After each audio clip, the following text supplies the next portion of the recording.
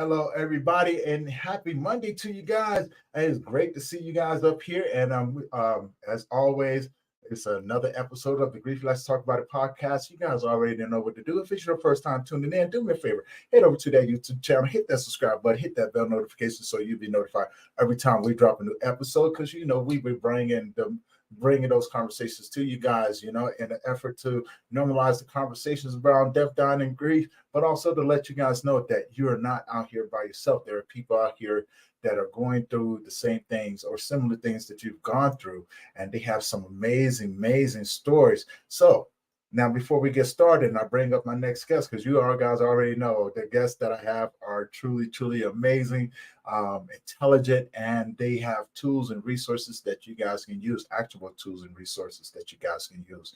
And if you guys have any questions or comments, please put them in the comments section. We will answer them as we go along. For everyone who's tuning in, thank you guys for tuning in. Now, before I bring her up here, I just wanted to remind you that this is for educational purposes only. So if you guys are struggling or anything like that, please reach out. We have people and resources for you guys. Now, without further ado, I'm going to bring up my next guest, and I'm going to get into this. Liz, how you doing? I am good. Yeah, thank you for being on the show today. You are welcome. I'm glad to be here. Yes, I'm nervous, but that's normal. So we talked about that. Would you guys help her make her feel welcome up here? Tell her she don't have nothing to be nervous about. We will have a great conversation. You guys already know how we do it. Liz, before we get started into your conversation or into your story, tell people who you are and where you're from.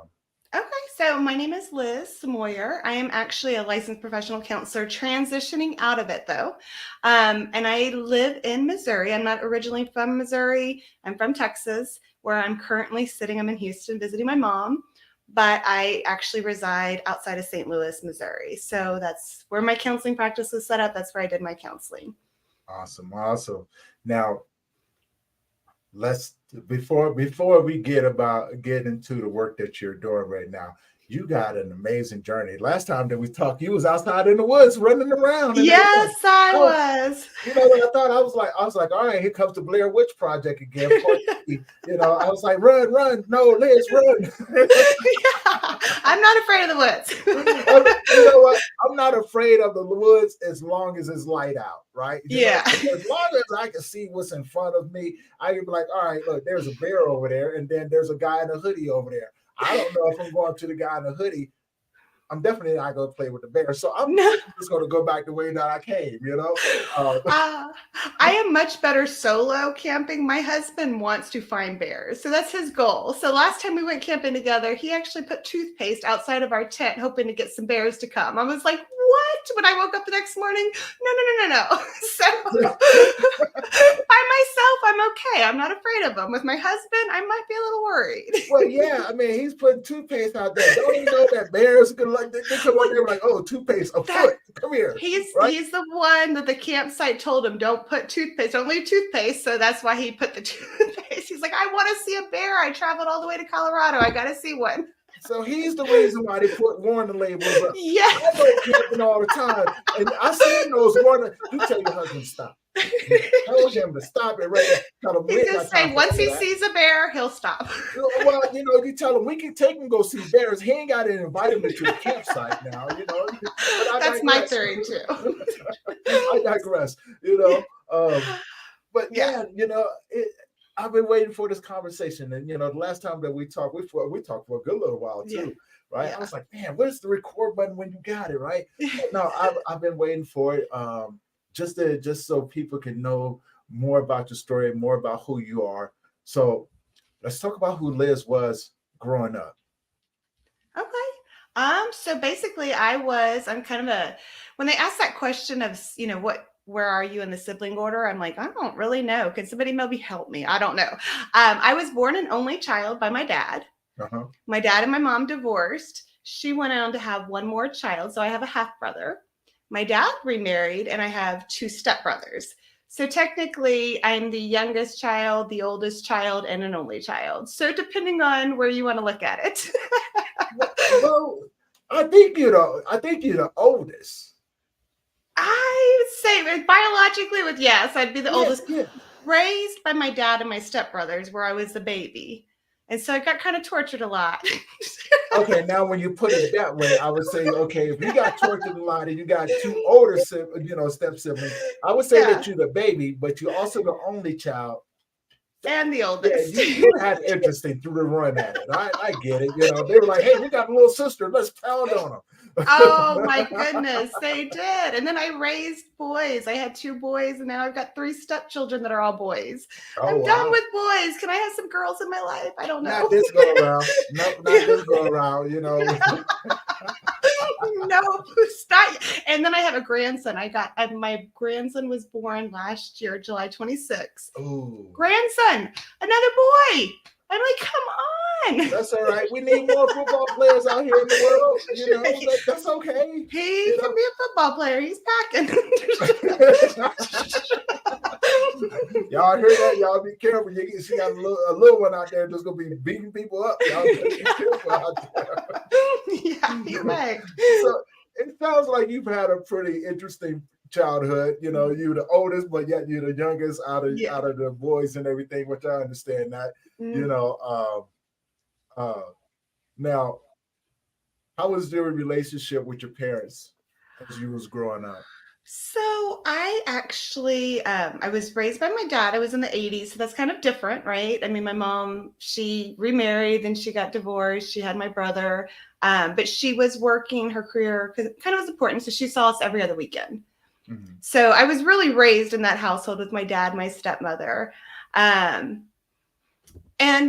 it was good. I mean, my dad was that quiet, he doesn't talk. He doesn't really interact with the kids. He's great grandfather, but raising his kids, he was he went to work, he made the bread, and my stepmom cooked it. That's basically the way it went. And then my stepmom was a big part. She was a big influencer. But I mean, all childhoods, looking in, I don't really want to talk about that piece, but looking in, it looks great. Being inside of it, I definitely had a lot of traumas that I went through being in a blended family. So it was difficult, but I made it through and I came out. And of course, I was the traditional, when you don't feel loved in home, what do? You go out and you have babies, right? Isn't that the way to do it? Yeah, they have to love me. Honestly, I'm not mad at anyone that goes out there and does that, because I do understand in so many ways, right? Because I do have a younger sister. And yes, I wouldn't say that I bullied her. I would say that she bullied me, because she got me in a lot of trouble and everything. I think most of my trauma came from her, but I'm not going to tell her because I don't need her to get a big head or anything like that. Yeah, I messed him up. No, I don't need all that. I am so sorry about my dog. No, that's fine. If he wants to join in, let him join on in. I tried to get her to. She never barks, and she's now barking. We're in a strange house, so I apologize. That's okay. She probably just wants some attention. Tell her to jump on up here and say hi to the audience. And she will. She will. She'll come up here eventually. That's okay. When she does, I'll say hi to her and everything. Yeah. What's her name? Her name is Bailey. I actually have 2 dogs. They're both my grandpuppies, Bailey and Snow. And so Bailey is my oldest sons that I adopted, and Snow is my youngest sons that I adopted. So now, what sort of breed are they? One. I've got a German Shepherd mix, and is it a Malamute? Is that how you say it? She's husky, whatever that. Yeah, she's in Missouri with my husband right now. She wasn't going to travel. Nobody wants her in their house with all that hair. Yeah, this is very true, but beautiful, beautiful dog. Very much so, yes. Oh my God, the Malamutes and the German Shepherds. German Shepherds are very smart. I had one. He was a bit of a prick though. He used to always take my food and then bark at me like he was talking trash to me. I was like, "What you gonna do about it?" And I'm like, "I'll come over there and punch you out, Tony." I was like, "Okay, whatever." I didn't have time for all of that. I really didn't. It's hard. It's hard. It was especially hard after. Yeah, we'll get to that part, but yeah. So let's talk about your journey. And you had a pretty interesting childhood. Got some step brothers and everything. How? Go ahead. Let's talk about your journey into growing up and things like that. how did Liz become who she is? You know, what was that process? What was that journey like, right? Okay, so yeah, so basically, I came out of childhood and I was like, nobody's going to control me. They're not going to tell me what to do anymore. And they're not. I'm not going to be that person that has to be the last. Yeah, right. Having two older brothers. I didn't get to play the video game. I didn't get to sit in the front seat. I didn't get to do a lot. So I came out of it with kind of an attitude of, I've got my kids now. I'm going to be a great mother. I'm going to do everything. I read all the books that they gave you. I went back to school. I was a smart kid, but I had kind of rebelled and kind of, childhood made you do some things you're not proud of. So I went back to school as soon as I got pregnant with my oldest, and went into school for teaching, but changed it into counseling to psychology once I actually was there. Once I started like taking my first psychology class, I was addicted. So I went through that. And it took me 10 plus years to get my degree as a single mom of two kids, because I went on, I had my second son. He was born on my 21st birthday. My oldest son and his father has bipolar, possibly some paranoid, delusional disorder. I didn't know. We were 16 when we met. That stuff doesn't kind of come out until they're older. He ended up having some drinking problems, so he kind of left our lives. And then, my youngest son's father came in. We got divorced when he was 5. When my oldest was 5, my youngest was 3. And I was single up until 2 years ago. October 2021 is when I got married again. So I was a single mom for a long time. I really was. Went back to school, got my degree, got my master's in mental health counseling, went into work, started doing crisis work. My oldest son has he's a high-spirited child. Let's just put it that way. He didn't make it in regular classroom. He was in general ed classroom. When he was in special ed classroom, he had a lot of behavioral problems, a lot of aggression, a lot of anger. I look at it now, I'm going to just say, I really think that it's personality and parenting really makes a big difference. He was a wild child. He needed to be outside running. I was introvert, quiet, shy. So we clashed, he needed more energy. So he was acting out, trying to tell me this stuff. It was difficult. It was like, wow. And we were going to counseling. We were going to appointments. I was going to school to get my degree. We couldn't find any help. So I was like, you know what? I am going to get my degree. And I thought I was going to go into helping other kids, other parents kind of navigate this journey. I went into crisis work instead.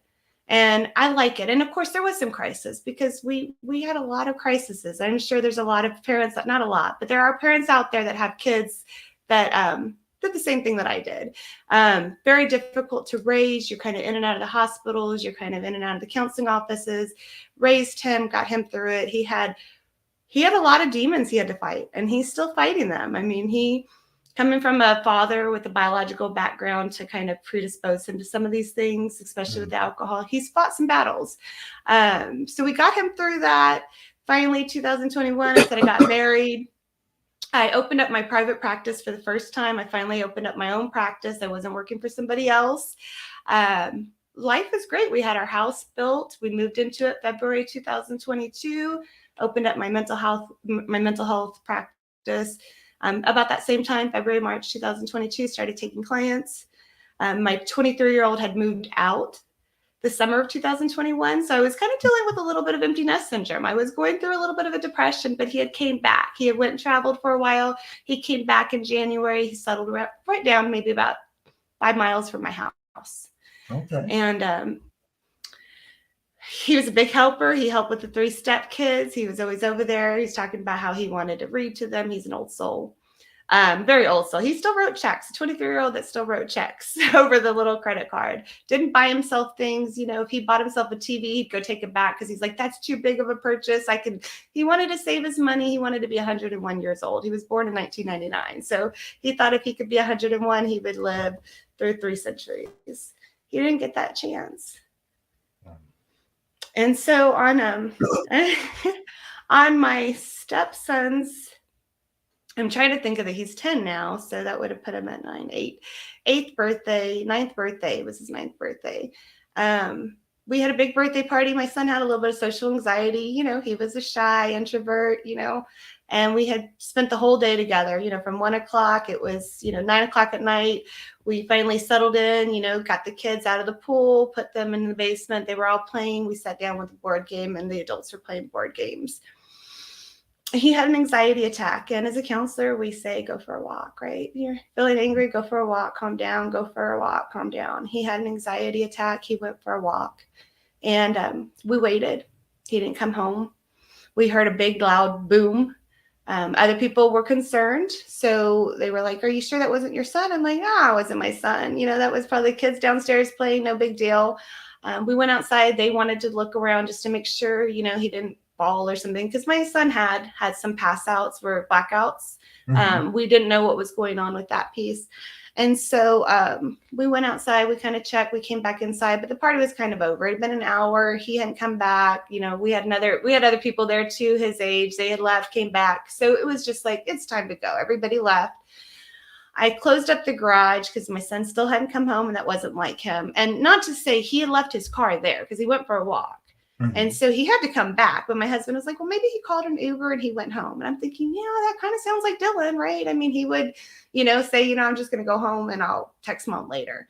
Right.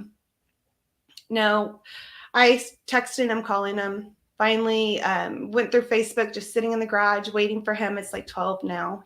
Everybody left about 10:30, so 11 o'clock. Oh, it was about 11 o'clock when everybody left. So it's about midnight, and we're sitting there.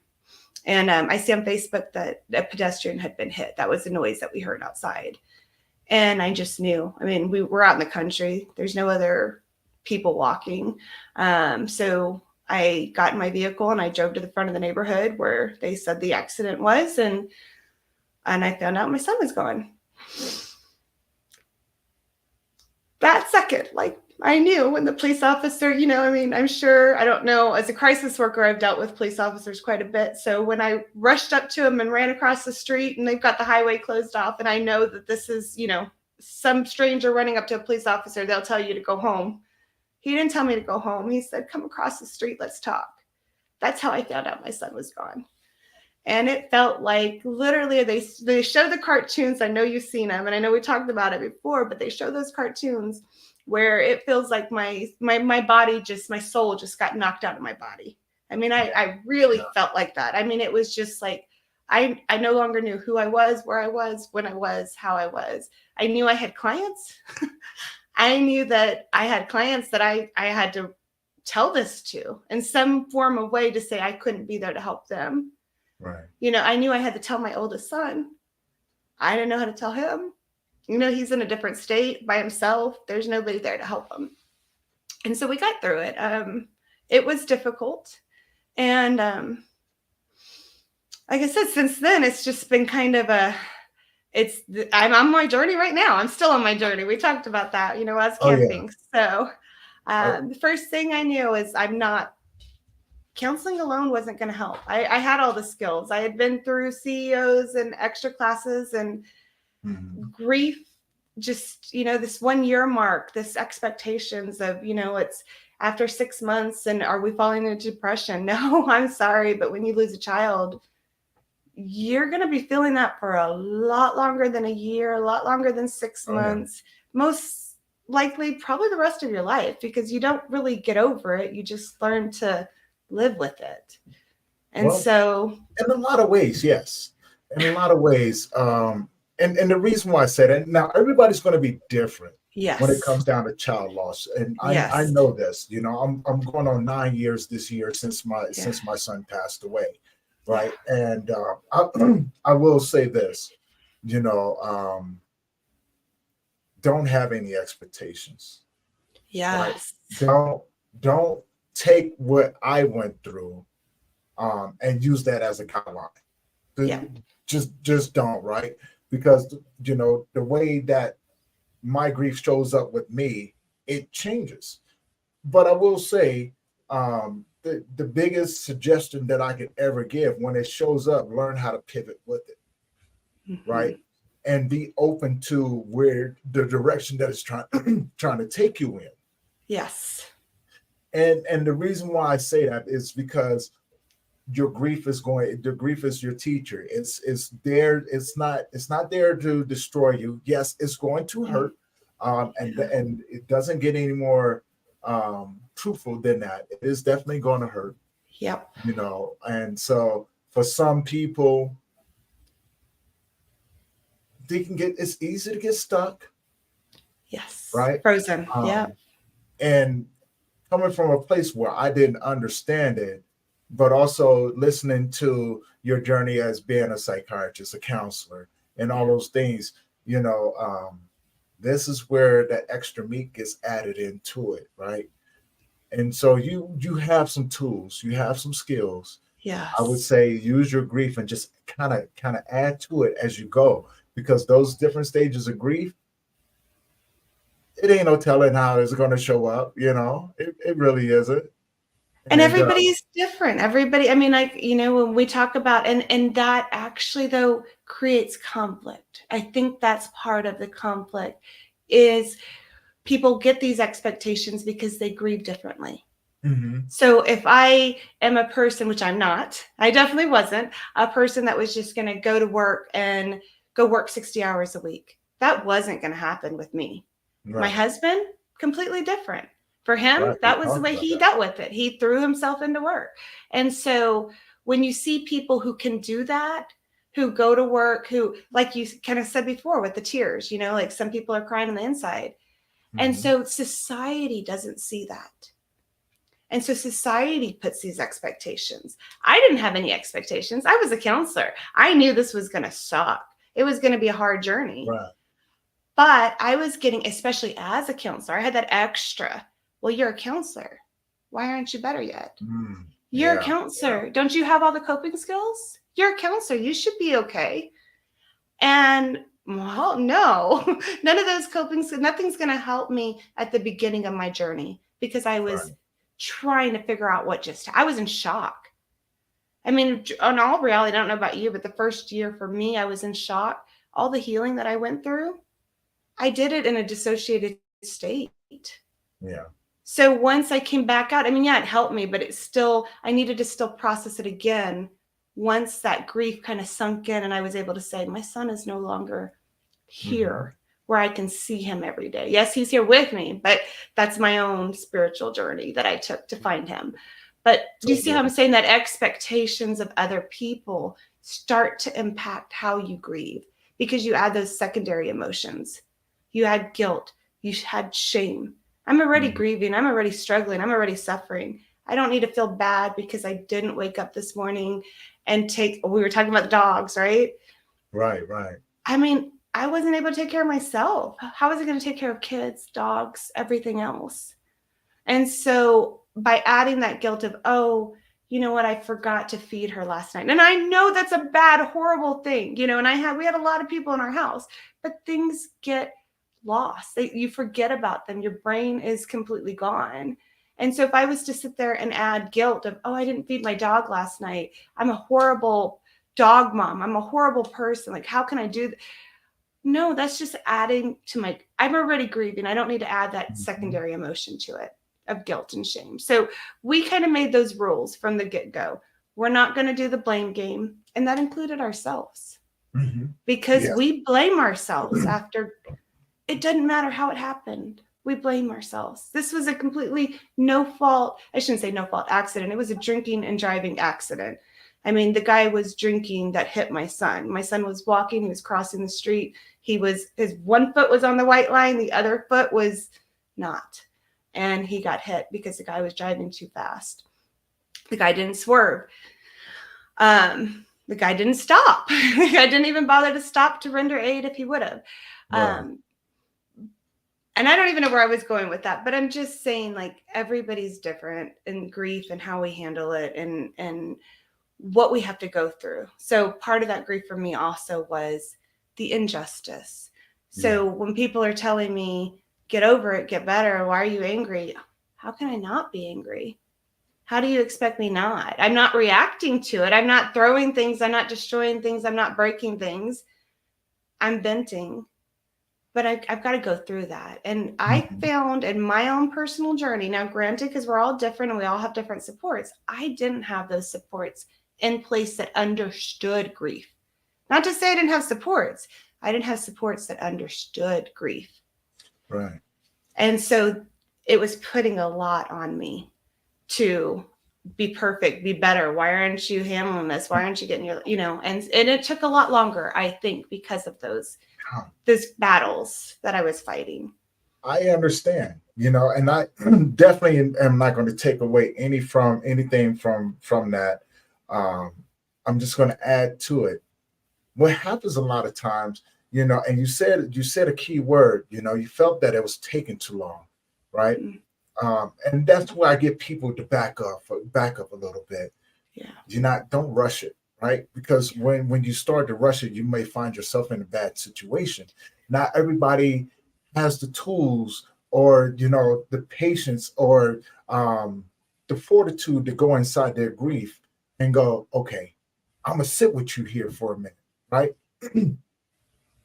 But also, a lot of people aren't aware emotionally where they're at.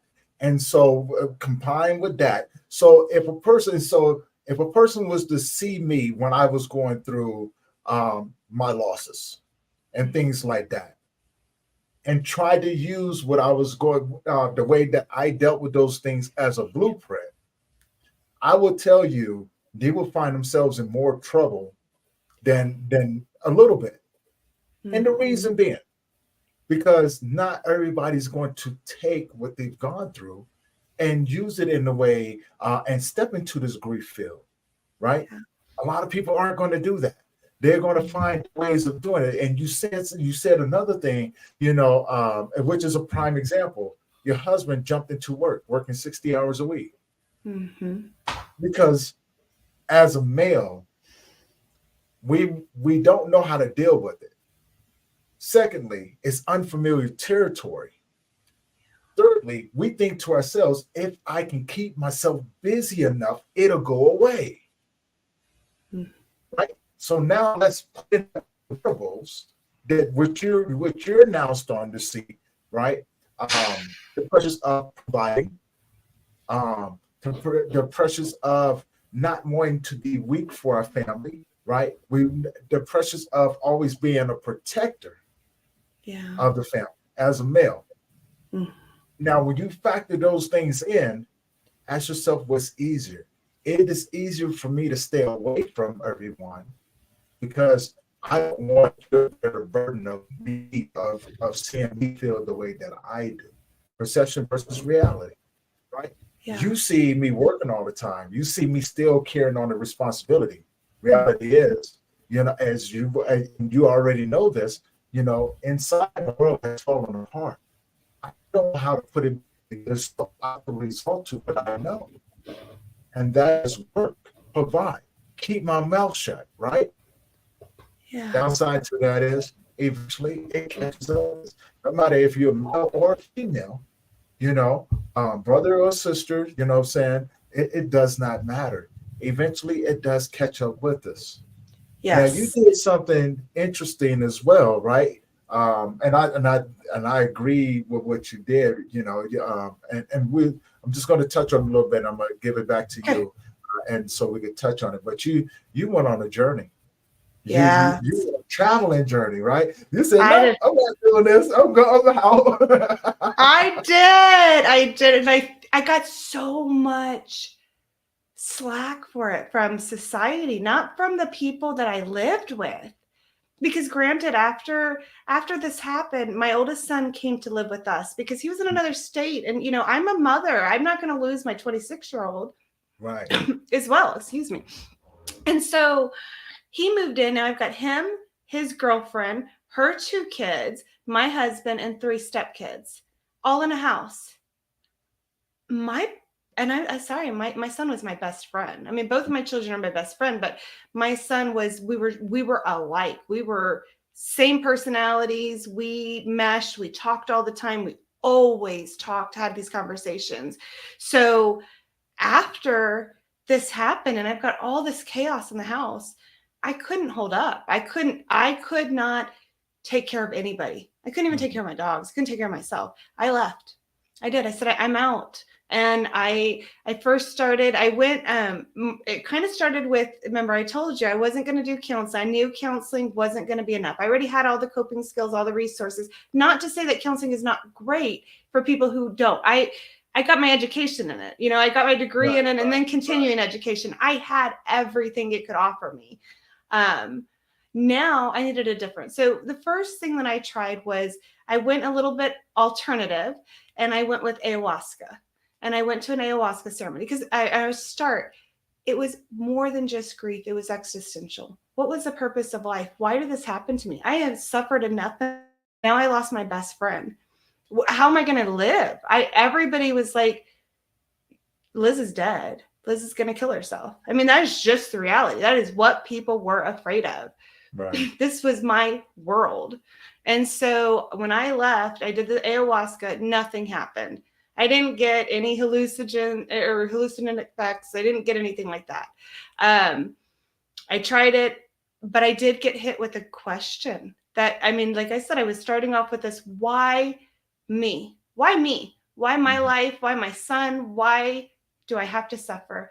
And they asked me a question at the retreat that I was at is, why do some people see the world as suffering?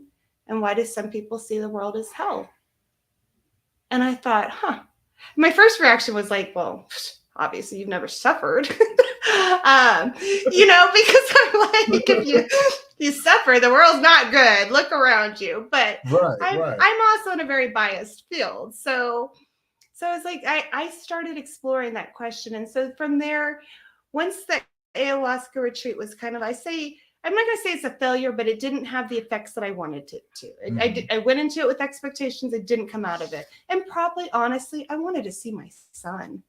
I'm sure that's what it was.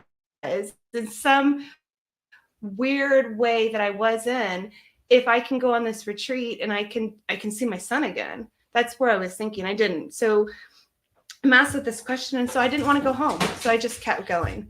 And from there, I think I'm on my 5th trip, honestly, right now. And I would go for 2 weeks, 2 months. It just varied. And I've traveled through Kentucky, Tennessee, North Carolina, South Carolina, Georgia, Texas, New Mexico. I've been around the states, and I first started with Airbnbs, the cheapest ones I could find because I didn't have money. And then from there, I went into, now I'm doing camping, solo trips. And I needed it. But like you said, it hits on a great point. I escaped. It's a lot easier to grieve by yourself, right, than with other people around, because other people grieve differently. And so you've got one person who doesn't want to talk about it. I can't hear his name because every time I hear his name, it makes me sad and I don't want to talk about him. And you've got another person, I had to talk about my son all the time. Everybody I met, my son, because I wanted his name out there. He wasn't going to live to 101. I'm going to keep his memory alive as long as I can.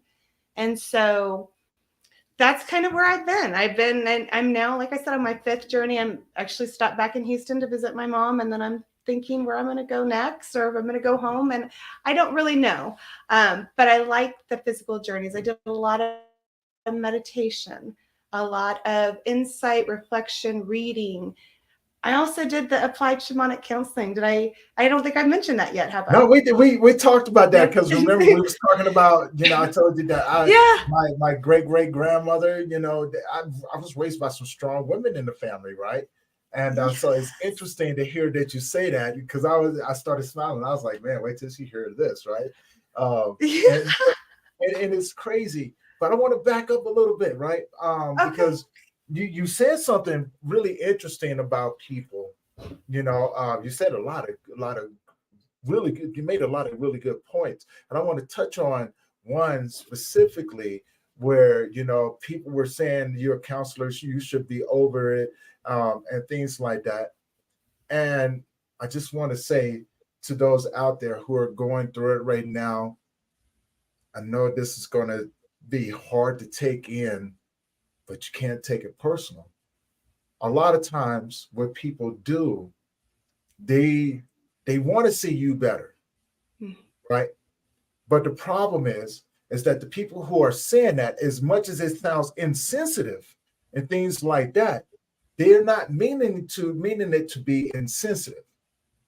They just don't understand because they've never gone through that sort of hurt before. Yeah. So when you've never gone through that hurt before, it's easy to look at the person that you look up to and want them to be better, right? Yeah. It's just like if I have never gone through what I was going through, and and this is human nature, and someone else is going through it, I would go, man, it's been 6 months, man. Um, you should be good, man. Now listen to my tone, Yeah. right? I'm not doing it to be disrespectful to you. Yeah. I just don't understand up here the extent of the pain that you're in.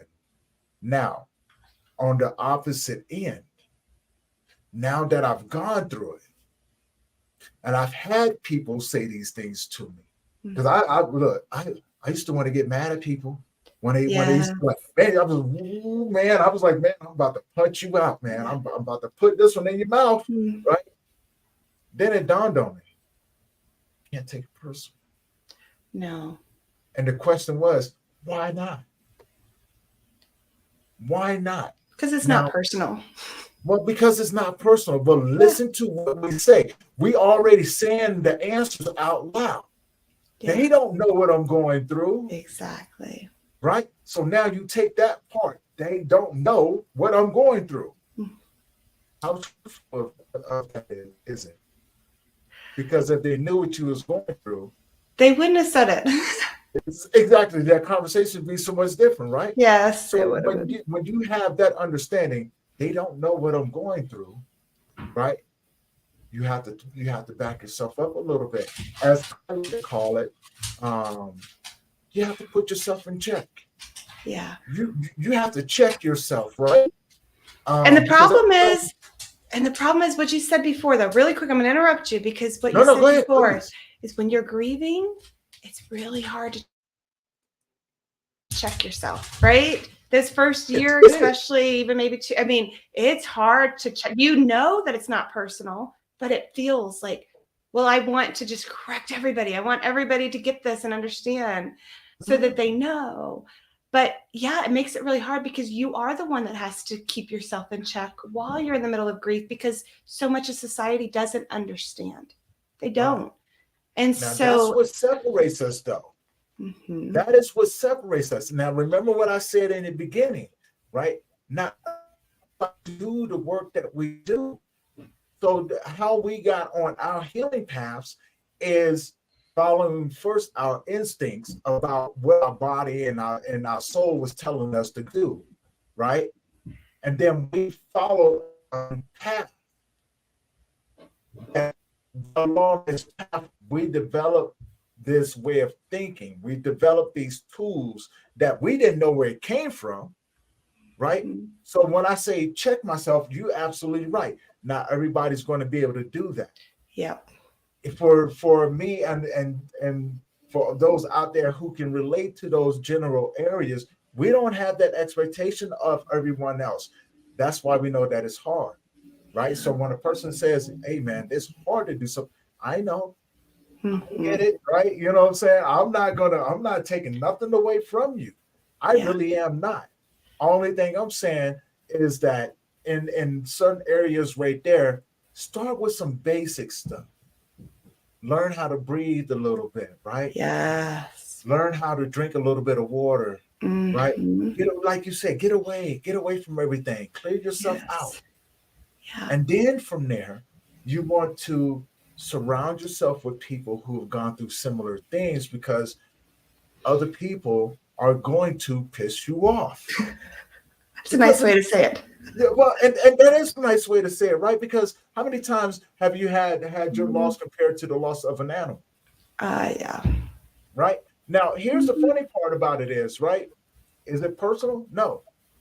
Sometimes people's pets are their family. Yes. So they're only coming towards you to a place of where they have that understanding. To the person who's grieving, you're thinking to yourself, how can you compare that loss to what I'm going through? Yeah. Right? So there's a lot of that. And I'm going to go with, I didn't lose a mother. I've never lost a father. I've lost a grandparent, but I wasn't very close by that point. So there's really no comparison. I can't say what my loss feels like compared to somebody who did lose a mother. I can't Right. say that. And I can't Right. say to a dog, my dogs are my life. I'm a pet mom. Like, I love my dogs. Right. But everybody's relationship, even two moms, like, you lost your son, I lost my son. Those two relationships were different. Granted, they were different ages, but they were different relationships. So how we grieve is going to be different. Yeah. You know, just a little bit, that meaning. And so, yeah, people would do that. And I would say it's one thing if they wanted to talk about their hurt and pain.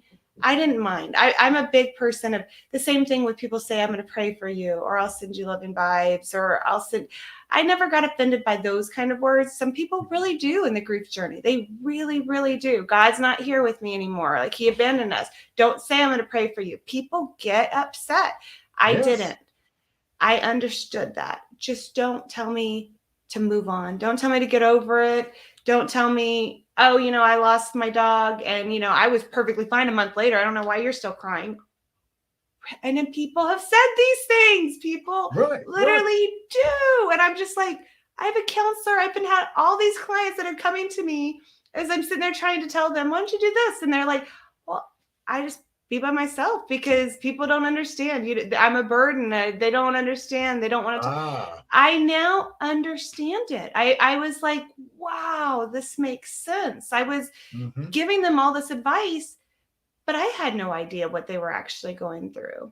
It's hard. You said a key word. I'm a burden. Yes. Right? Think about that for a brief minute.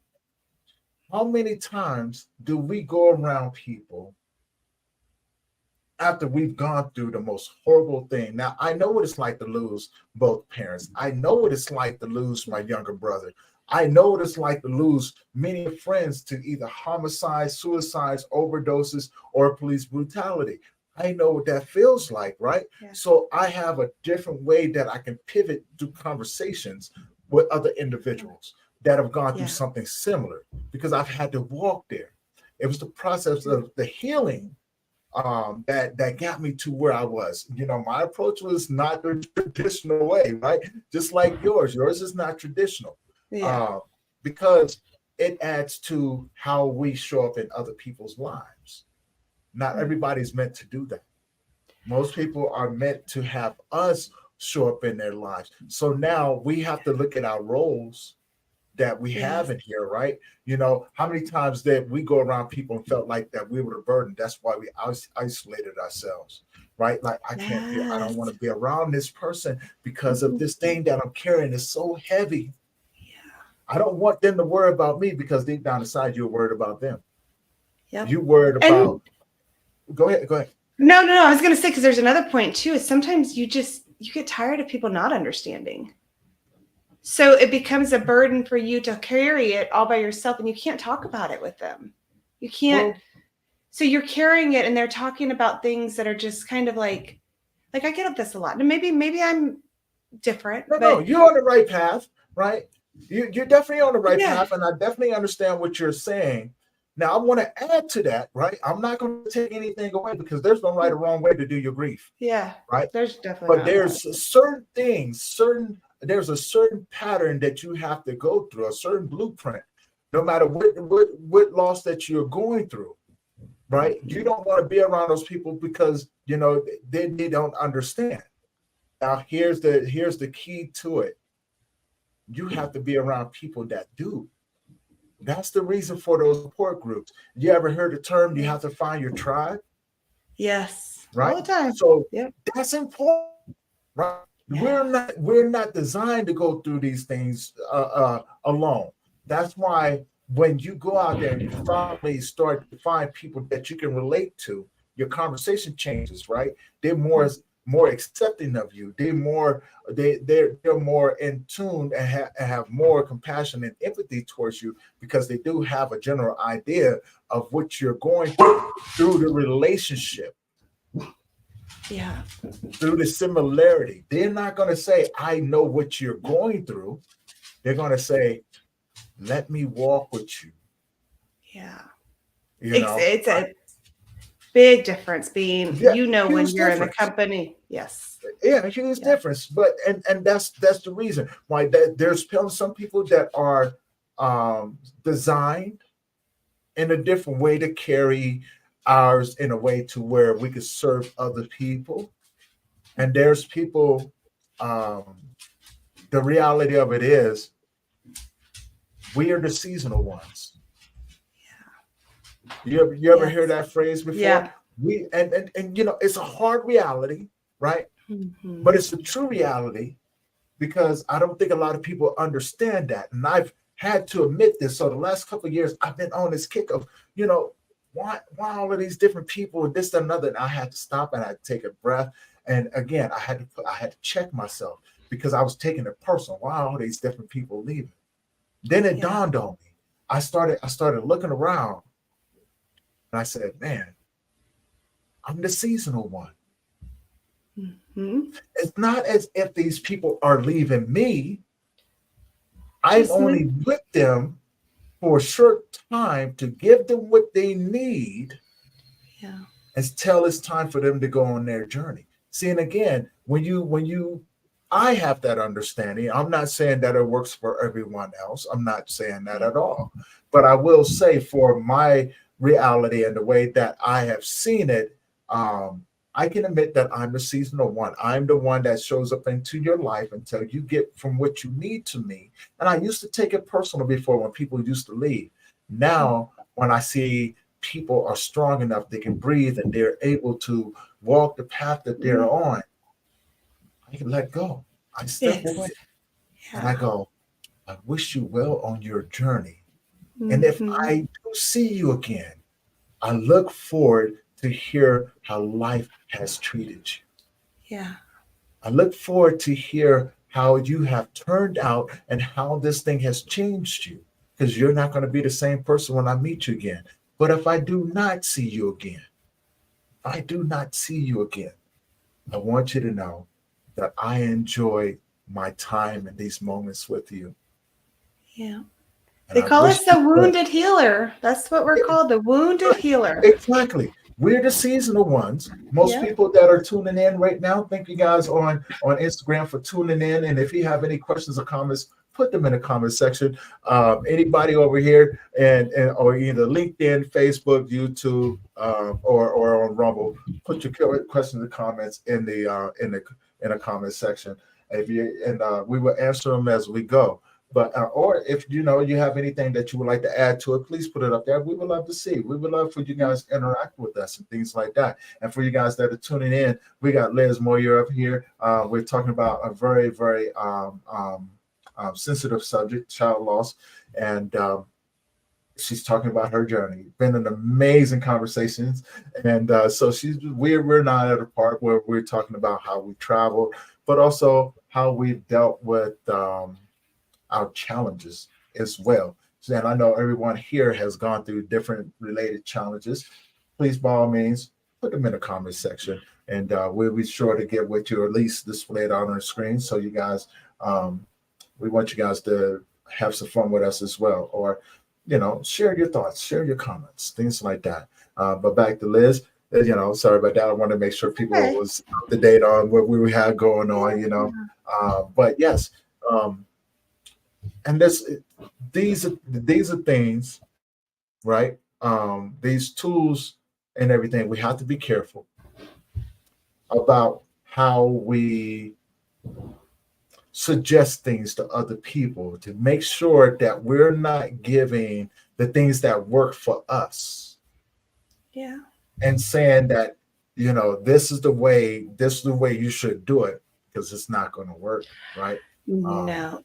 And it's yeah. it's about empathy. I mean, I really think like when you talk to people, when you have conversations with people, it's kind of like you said. I don't. It's a question that's been asked to me. Do you feel like only healers, or not even say healers, only people who have been through the journey can understand, or do you think that there's other people out there? And I'm sure you've experienced other people out there who've been wonderful supports, who've never lost a child, who've never lost Mm, somebody. So not everybody has to go through it to understand it or to be supportive, to be empathetic, mm, to be caring and compassionate. right. But I kind of feel like it's an education part to it. If enough people, so because we do tend to isolate and grieve, we do, and I'm on all these support groups, and I throw myself into it. And as a counselor, obviously, I'm paying attention a little bit more differently, maybe than other people, because I'm trying to figure out how I can continue to help. I want to still help people, right? I mean, that's always my theory. So, what do they need? What are they saying? And like I said, it is so different for everybody out there as far as their support systems, what they're going through, and compassion. And I don't think that you have to necessarily go through it to be compassionate, but because we isolate, we don't talk about it. So one of the biggest things for me that I heard in my grief journey was somebody told me they're not, we cut out a lot of people in our lives too, just to say I have cut out a lot of people in my life. I'm just going to say that. Right? Done, but for somebody to come into my life that was close and to tell me, hey, well, I know we're talking maybe 6 months into the journey. Hey, well, I know somebody who lost a 4-year-old a long time ago and they were perfectly fine 6 months into it. What's wrong with you? Okay, well, first of all, I happen to know somebody else who knew the parents of that 4-year-old. That 4-year-old parents didn't get better in 6 months. They just learn to shut themselves down and hide it from people who judge, right? There you go. And so you've got people giving you this advice, just get over it. You're fine. I know so and so. I'll just say to the people out there that are grieving right now, don't believe them. They just don't know, because it is an isolation. And I'm trying to get more people to come out and share their stories so that society can see how difficult it really is, and be a little bit more compassionate and empathetic when you do come across somebody who lost somebody significant, because I don't think it takes you having to go through it to make me feel, to soothe me, to make me feel comforted, to make me feel like you care about me. Maybe you don't understand it, but I know you care about me and how I'm feeling, and that makes the difference. I mean, that for me is the biggest difference. I want to add to that because I totally agree, right? Because I have a really good friend of mine that has never lost a child. And he was there when I lost my son, and showed up every time that I needed somebody to talk to, right? And he's never lost a child before. I would say, no, it doesn't take much to have compassion and empathy, but it does depend on the relationship that you have with that individual, right?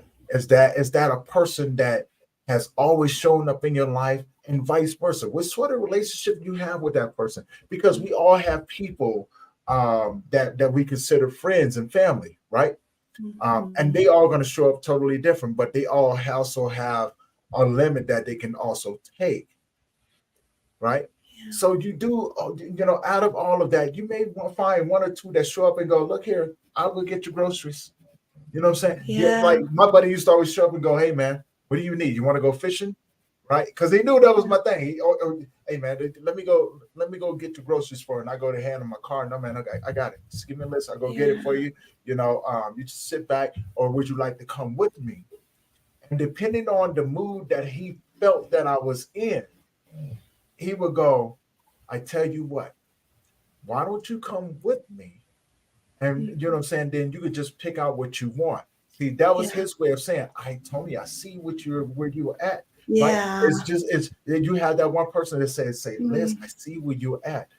I cannot, with my morals, walk away from you after seeing what I'm seeing. Although I can't say this to you.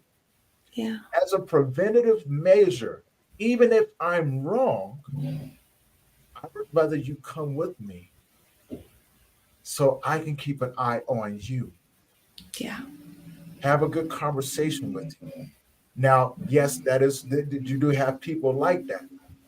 But now the more impactful relationships come from the people who have gone through similar things. Because now, because talking with your really good friend or really good family member, right, is something different, because they're coming from a place of trying to understand, but not put themselves in the mindset of, wow, this can actually happen to me. Yeah. Think about that for a minute. That is a horrible place for a parent to be and to think like that, like, wow, I want to be here, but man, this can actually happen. After listening to what Liz said and listen to what, so Mhm. many other people say like that, they, oh man, that can actually happen to me. Yeah. And I actually have, and I'm a very understanding person. Yes, Honestly, I am. But I had one person, and I don't want people to feel this way with me, and I can't help it. But one person, I said, hey, I haven't talked to you in years and years. You're back home. I haven't talked to you. I said, go ahead, call me. Here's my phone number. I promise you, I'm not all sad. Just call me. And they actually responded and said, I honestly wouldn't know what to say to you anymore after your loss. yeah. And it was hurtful, but I didn't take it personally. Like I can see how other people definitely would have, but for Hmm. me, I understood. I knew her. I knew she didn't mean it that way. But at the same, like I said, when you're isolated and you've been through grief, you've lost somebody so important to you. You've lost relationships that were important to you because people Hmm. don't know how to stick around and be with you in your grief. No, You've changed. You're no longer the person you used to be. So as you change, you're obviously going to get new people in your life, or people that were in your life are no longer going to fit in your life. So you exactly. start losing a lot more than just that one person. You start losing a lot. And then you want people, even though you're isolating, what you really want is for somebody to say, maybe not I understand, but I understand why you feel the need to isolate, but I'm going to be there for you no matter what. I'm going to still be here. I'm still going to push past that isolation, push past your guards, and help you take down those barriers so that you can live again. And people don't really do that. They tend to stay away, and it feels personal when you become isolated, and then you have people saying, I don't even know what to say to you because you lost something. And like you said, want to be they don't want to think about it. I wouldn't. I know that I didn't. I didn't want to think Right, about something right, happened in one of my kids. So it's right. easier just to out of sight, out of mind. I'm just going to not talk to that person because I don't want to think about it. I don't want to feel those emotions. What if she cries? What if she gets upset? What if she brings up her son's name? What do I say? People don't know how to talk to us. Not all people. And whenever I say anything, I don't mean everybody, but I meant there are people that don't know what to say just because we're grieving. And they're not bad people. I want them in my life, but Hmm. I'd like to be able to educate them. Like, how can we talk to somebody? And honestly, I don't know about you, but my best is just ask. I've had people ask me, like, is this okay to say to you? Is this hurt? Does this make it worse? Does it, and I'm like, no, like that actually is nice to talk about my son. Thank you for bringing up his name. Or, Right, right. yeah, I want to talk about or it's okay for me to laugh. I'm okay laughing. It's, I will say, I think I told you that I had to give myself permission to laugh. I Mm. had to give You have myself to do that. permission. Um, Hmm. you have to I give did. yourself permission to feel. You have to give yourself permission to forgive. Um, you have to give yourself permission to have grace. I've only You had have the to first give one. yourself permission to want to walk again, breathe again, because when you've been beat That's down, true. when That's you've been true. beat down by life, it's easy to take it, be the victim in life, right? It's easy to say, I'm not Yes. going to do this. It's easy Yeah. to go, you know what? If you hit me again, I'm going to hit you back, right? You know what And I'm there's saying? there's still days I feel like that. And because Yeah, we of talked course. about it, with you, like it took I'm still not at the 2 years. This was August 13th, 2022. It has not been two Yeah. years. I feel horrible. I've tried to go back into counseling. I cannot keep a full load. I just can't. It's not going to be for me. That's Hmm. 20 to 30 stories a week of people's trauma and pain. I have had a life of trauma. It's not like I just lost my son. I mean, I have had no excuses, honestly. I don't like to give excuses, but honestly, I've had a life of trauma. And then this was the cutting edge. Don't, I can't, I'm not there enough to say, oh, I can give 30 hours of my week Right, to right. different people because And that it's, takes a lot. I have well, to be present for my client. I can't there you just show go. up and be, There you eh, go. you know? That right there is important, right? And regardless of what others expect from you, right? It's how you maneuver, it's how you move. No one expects you to be a year, you're not able to in, right? To just jump back into this work. Look, I'm gonna put this out there, right? The healing process is the more painful part. And I say that, and there's going to be people that agree with me, people that don't agree with me. Okay. Hey, neither one of us right or wrong. Remember, I was talking from my point of view as the things that I've had to walk through as I began to find what this thing that I do now, having conversations, working with men, starting nonprofits, a podcast, death cafes, conferences, and things like that, everything that's associated with grief. I didn't know. I didn't know that this was going to be my jam. Yeah. I really didn't. Because look, before my son passed away, and even after he passed away, I was personal training. I was a bodybuilder. I had started a personal training company, right? Yeah. I'm working with top elite guys in the bodybuilding field and athletes and things like that. I thought that was my jam, Yeah. right? And I said, I'm not going to be whooped. I'm still physically fit. I still eat good. I still take care of all the things I'm supposed to take care of. But the problem was, it wasn't my jam. Yeah. And I'm gonna say this, right? And the reason why I say that is because after my mother passed away, I moved away, and I thought that I'm still going to do this thing, right? End up losing everything within 3 months. My company, everything. And then I had to come back. And I'm still holding on to that little piece of dream, like, nope, I'm going to start it over again. Now, I just sold off, I just sold off probably 20, 30,000 in equipment for less than a few $100, just because I was trying to get back to where I was at, right? Yeah. The healing process, a lot of people don't understand this. And I think those of us that do this work, we can relate to this in so many ways. There's a lot of things that go on with the healing process, like your trauma and things like that. Healing will make you address all of those things. Oh, yes. It will take you on a journey backwards, and you would have to become a version of yourself in order to comfort that part of you and say, okay, let's walk with me to this next version of myself. So you're watching yourself grow up, and you have become the individual that you needed in those different versions of your life. Right? But it's necessary. It is necessary. Like Shrek said, I'm like an onion. Yes. Right? Exactly. You know what I'm saying? We got to peel back the layers, right? Yep. And you know what I'm saying? The closer you get to the middle, the stinkier it's going to be, right? Yep. The more you got to cry. Think about that analogy for a minute. You may pull off the outer covering and stuff right there, right? And then you get that faint smell that makes your eyes water up. Yeah. Then you break it open one time at it, and then your eyes water up a little bit more because pungent's got that smell's got a little bit more pungent to it, right? As soon as you get down to the middle of it, oh my God, you have full-fledged tears. Yeah. Right? It's messy. Yes. It's messy. It's painful. But once like you said, once you get down to the bottom of it, and then you're able to kind of build it back. Yeah. Build everything. It's a beautiful back. mess, right? Yeah. But you're the beautiful mess. Exactly.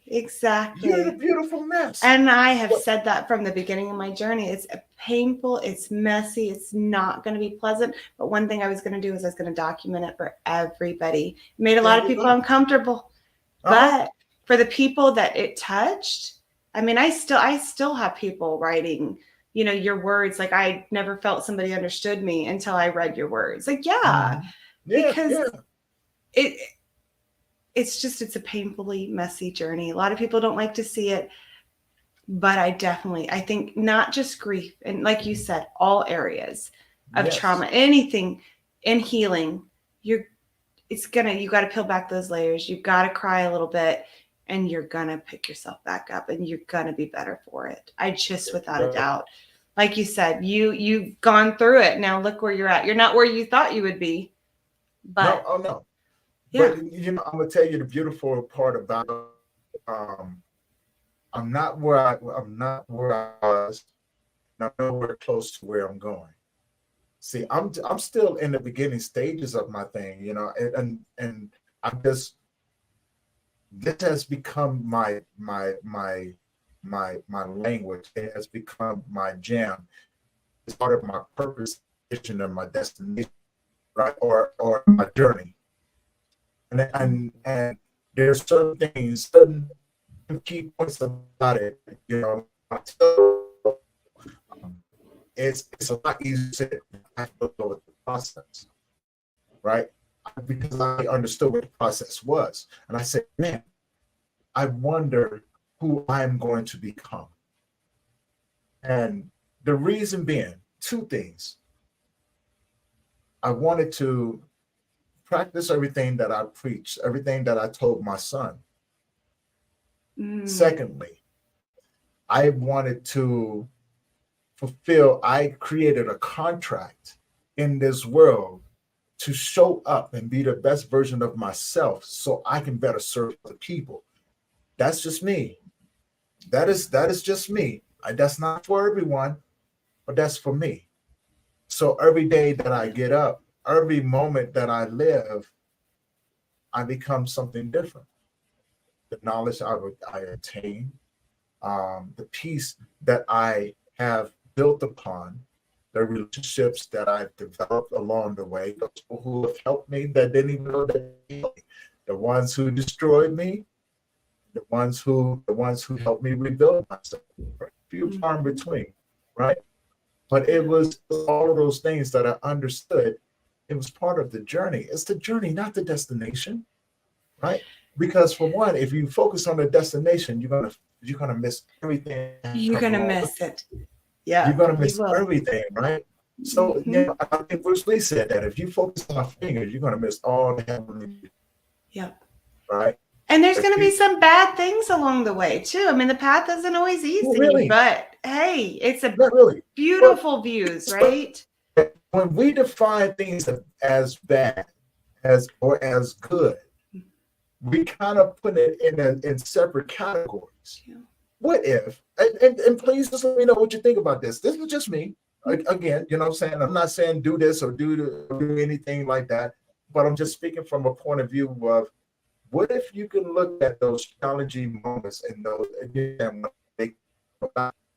you can look at those we call those bad moments and you can teach They are. and you're able to sit with it and you're able to be teachable and you can extract the information from it. And then once you extract that information from it, you've dwindled down that bad moment to a teachable moment. And then you go, I don't need you anymore. And Yeah. then you go into the next moment a little bit brighter, right? A little bit more lighter, you're carrying, and you go into the next moment. And then you just kind of wait for the next individual to come along so you can pass that information on to them. This is what separates us from a lot of people because we first have to become students before we become teachers. We first have to be mentored before we can mentor other people Yeah. because it's a difference when you can walk and talk the talk. Yeah. We preach healing. We teach healing because we have walked the path of healing, right? We teach uh, uh, um, how to maneuver through your pain because some of us have walked through pain, some of the most pain ever experienced. But we also walk with the truth. There's nothing in this life that says that we're exempt from any of it. That's And when and you can there's look not. at that, life isn't personal. Mm-mm. It's not, and I think that Dylan's loss taught me all of Mhm. that. I mean, I learned, I knew a lot, but that right there is that it just kind of to keep moving forward, to keep living every day. And, if it is ugly and messy right now, I don't get stuck because I know that tomorrow there could be some sunshine. I There you didn't go. know that at the beginning of my journey. I Right. didn't know that, but I do now. And so, Exactly. and another piece of it, and I will say, because I'm still early into it, but getting into that is you learn to walk again, you learn to talk again, you learn to breathe again. You're never the same. You go into this idea of who am I going to be? I don't know if you kind of did that with awareness when it first hit. It's kind of like, I'm not who I used to be anymore, and this isn't going to work for me. That person's not going to work. So I've got to be somebody else. And so you start kind of, and of course, I'm going through midlife and I'm going through all these things. And so I'm trying to pull these pieces together and figure out, who am I going to be? Where's my career going to be? What does this make me as a mother, a stepmother, a wife? Like my husband said, we have it on recording. When he first heard about the loss, when I called, and you could hear him and he could say, "Oh my goodness, it's Dylan." And he says, "It wasn't just Dylan. I lost my wife too." Like, he knew that minute I was never going to be Liz that he married again. And so that's where I'm currently at, is I'm going through that phase of, what am I going to do with my life? And I wanted to open up a retreat, because I did all these traveling journeys alone, and I wanted to have another place, for safe place where people could come and they could grieve, or they could go through other whatever traumas they were alone, but with support, right? Because that's important, is to have that support. And I just said, no, I couldn't pull myself up to do it. And then I thought of the podcast, and I'm going to, I know we haven't talked, but I'm just going to do my podcast. That's Midnight Pickle, that I'm getting set up, or I'm trying to get that all in the works. But it was because Dylan was always called the Big Dill. We called him the Big Dill because he was actually taller than his brother, his older brother, even though his older brother's father was 6'4". I don't know how my older son didn't come out that tall, but my younger one sure did. So we call him the Big Bill. And so we came up with the Midnight Pickle because he used to work the second shift. So after he'd get off work, he'd come over to my house after, and we would just sit and talk, all night long. And so I thought, I want to find a way to bring this, because I was alone. I was around other people that are doers and not talkers. And so I wanted to bring that to life. And instead of honoring my grief, which is what I was considering, I was going to honor my grief, open a retreat, do this, do that. I realized I want to honor my conversations with my son and bring that to the world by starting a podcast where we could have late night conversations and kind of a, what's keeping you up at night? Just kind of, let's talk about all the different things that can be on your mind at the middle of the night, whether you're a night owl or you're just stressed and you can't go to sleep, because I'm sure we've all been a little bit of both. And so I thought, I it's a way to find meaning. And I don't know if you've heard of David Kessler. Yep. So David Kessler, when he came up, so when I did my CEUs, they were all older and they hadn't been updated. And so now I'm so grateful that, I'm not saying grateful that he lost his son. No, not at all. I'm not saying that. But with his loss, he realized that something was missing in those 5 stages of the grief, right? So he adapted them, and he now has the 6th stage of grief, which is finding meaning. And that, like you said, that was important for you, is to find some kind of meaning of, who am I going to be? What is the purpose of my life? What is all this supposed to tell me? What is it supposed to add up to? And so finding meaning through it. And so I'm really hoping, I've got a lot of work to do. I've got my website up, but I still need to do the recording. I've got my equipment. I've got to record. I'm going to, hopefully bring on guests. And like I said, just kind of open up that conversation of, what's keeping you up, and let's just talk. And one thing I'm hoping to do, I think this would be so much fun for a podcast. You tell me your idea, but keeping the conversation alive. So, as we're talking, maybe we have a question that kind of stumps us. In the end, I can say, hey, any of our, audience, want to talk about this subject next week. And then next week they come on and we continue that conversation and we see how long we can continue a conversation. I think that would be fun. That So would be a I'm, lot of fun. But I yeah. would love to just do it, right? Anybody in here think about that for a minute? Like, you guys leave a question or comment. Let us know what you guys think about that. But yes, I would love for you to do that. And I think it'd be fun. You let me know. I would love to be on your show as well. I do. Yeah. And Midnight Pickle. Yep, Midnight Pickle, because it's midnight when I always talk to my big Dylan. So we call him Dill Pickle. So it's going to be the Midnight Pickle. But that was this will be my meaning. And it's not easy because I'm still grieving in essence. Okay. Yes, I'm coming out of it, but I still have days. And and the only reason I'm bringing this up is because I think that as a counselor, what I've noticed with people is they don't give themselves a lot of forgiveness. Like, okay, I was doing great and I got up and I hustled and I did all of this, but day 20, I missed my son and I broke down and I couldn't get out of bed.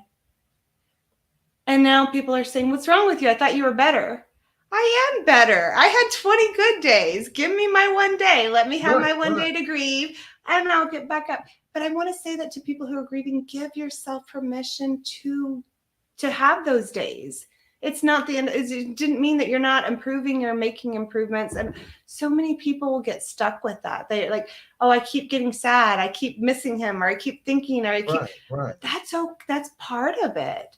But it doesn't have to be, I look at intensity, the length of time and intensity. How long did I go without an episode, without crying? And not to say that I'm making it better, but when I look at it and I say, I can look back and go, I'm improving.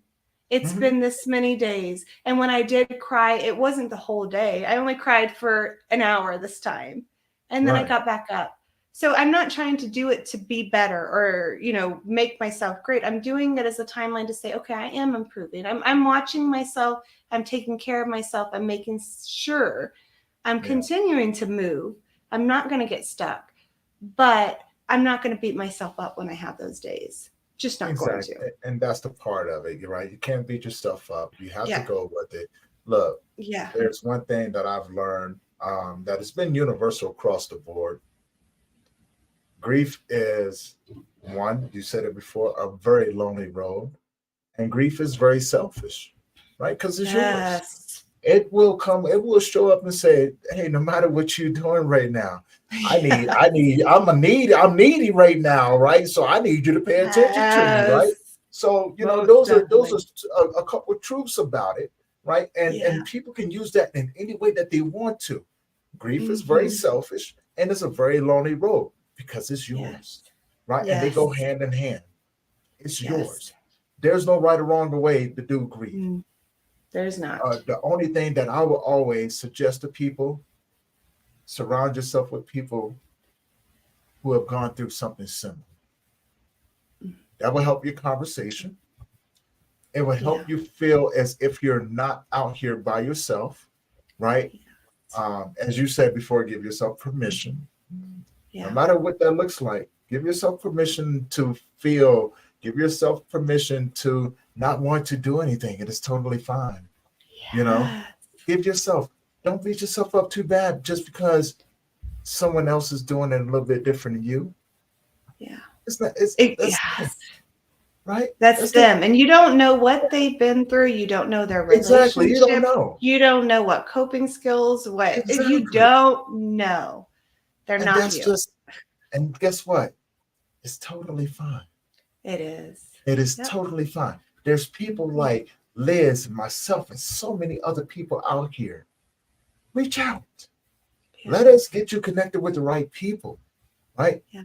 And, that way, when you're ready, you can start that path of healing. Now, Liz, with that being said, we're going to go ahead and wrap because I told you, I knew this was going to happen. I knew exactly this was going to happen, that we was going to be able to talk. And I was like, I can't wait, But I know that you got things going on and everything like that. But tell people where they can find you. So just research, any Google Midnight Pickle podcast. I'm on Facebook. I am on TikTok. I am on should be on Instagram and YouTube. What else? Oh, and I have a website, midnightpicklepodcast.com. Awesome. Everybody can find it. I still just be patient with me. I'm hoping to get my first, I'm really hoping for summer, the 2-year mark. I definitely want to have my first. It's going to be aired, it's going to be live, but I'm keeping everybody updated as I can. And I'm going to start journaling my pictures and my physical journeys as well too, and including those for my Patreon membership subscribers so that they can kind of see where I've been, what I've done, and enjoy it with me too, be part of it. So anybody, Midnight Pickle, easy to do. MPP, Midnight Pickle Podcast. I love that. I'm Try saying so that 3 times fast. I know. I love it. Midnight Pickle Podcast. I do. I can't wait. And like I said, whenever you get ready, you let me know. I would love to come on and be a guest. This is not going to be the last time you guys will see Liz as well. Now, before I let you go, I always ask my guests this: if you could leave the audience with something, what would you leave them with? So I'm going to say giving yourself, emotions, whether it be happy, sad, are temporary. Mm-hmm. So when we hold on to it, when we put expectations, I've always got to be happy, you're going to be disappointed. So just kind of go with the flow, accept life for what it is. Some days are kind of crappy and some days are really good. And as long as you're kind of living with it, you're never going to be stuck. That's kind of where I would go with it, is just keep flowing. I love that. And for everyone else, thank you guys for tuning in. We got people over here on Instagram. Thank you guys for tuning in. We got people on the YouTube channel, on the Facebook, on Twitch, and on Rumble. Thank you guys for always tuning in. And, nice meeting everybody. Showing that support and everything. Please go and check out Liz's. I got her information down below. But also, when she gets ready, show support, go to her website, go to her YouTube channel. Now, before I let you go, do me a favor. If this is your first time tuning in and you made it all the way to the end of this episode and you like these conversations, do me a favor. Hit that subscribe button, hit that bell notification so you'll be notified every time we drop a new episode.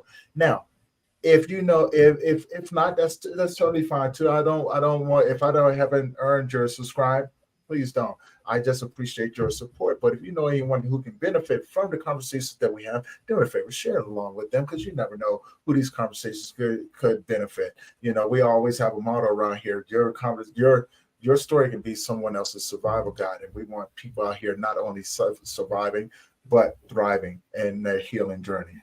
Now, with that being said, before I let everyone go, I want to give a couple of shout outs to a few people out here. Dave Roberts. I want to give a shout out to, as a matter of fact, this Wednesday, stay tuned. We have the 2 hosts of the Happily Never After podcast. We got Jay Lewis and we got Kate Mollison over there. We're going to have them as guests on here. We got Clarion Swartz that's going to be up here next week. We have a few other great people that's going around. Be sure to check out the Surviving Sibling podcast as well. Moyer Roffler. Yeah, I'm going to be in her summit next month, so you guys keep an eye on that. And if you guys haven't already, there is another conference going on right now with Michael Overly. Be sure to check that out. I am going to be in that conference as well. A lot of great people coming up. So just keeping you guys updated. And with that being said, until the next episode, this is going to conclude this episode of the Grief Let's Talk About It podcast. And until next time, peace. You guys, I love you. Thank you for always supporting. Until next time.